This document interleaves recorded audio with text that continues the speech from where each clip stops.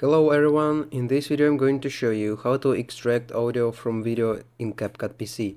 Actually, it's very easy and quick, but you need to watch this video until the end so you won't skip any important steps.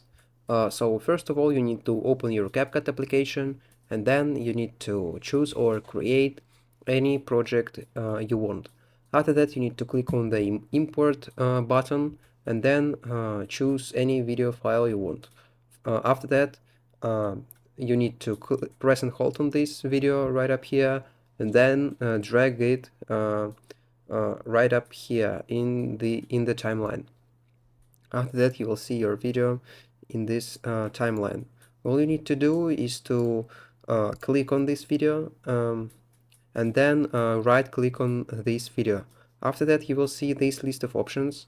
You need to find extract audio option and then click on that. After that, as you can see, you have your clip and your audio timeline. You can delete this timeline or do something else with this material. So, and that's all. That's how to extract audio from video in CapCut PC. If you found this video useful, leave a like and subscribe to the channel. Thank you.